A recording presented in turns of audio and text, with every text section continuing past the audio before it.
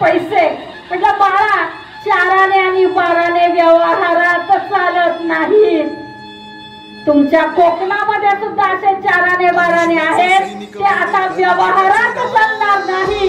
कारण कपडे बदलावेत तसे पक्ष बदलत आहेत. यांची निष्ठा ना हिंदू हृदय सम्राटांपाशी राहिली, यांची निष्ठा ना सोनिया गांधीजींपाशी राहिली, ना यांची निष्ठा शरद पवार साहेबांबरोबर राहिली. जिकडं वेळ तिकडं खेळ करणार आहे चाराने. त्यामुळे मी म्हणते, मागे त्यांनी म्हटलं ही तुमच्या प्रत्येकाच्या खांद्यावर जी मशाल आहे ती मशाल नाही. निलेश राणे म्हटलं होते की ती मशाल नाही, मला तर आईस्क्रीमचा कोन वाटतो. म्हणून त्यांना मला सांगायचंय, तुम्ही ज्याला आईस्क्रीमचा कोन म्हणता ना, तो आता तुम्हाला दिसणार आहे. ती आग आहे आणि ही भगव्याची आग तुम्हाला या कोकणामधून, ती भगव्याची आग तुम्हाला कोकणामधून संपवणार आहे. बाळासाहेबांचं हिंदुत्व वाचवायचं म्हणून तुम्ही तिकडे गद्दारी केली.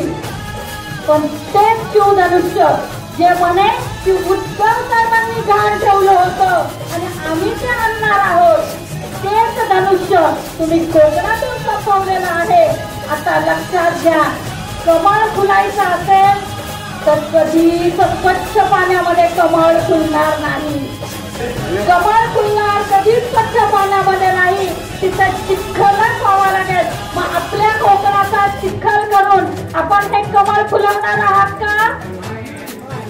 इथे चालणार ती विनायक राऊत साहेबांची मशाल, इथे चालणार ती विकासाची मशाल, आणि इथे चालणार ते राहुल गांधीजींचे, माननीय शरद पवार साहेबांचे, माननीय उद्धव बाळासाहेब ठाकरे.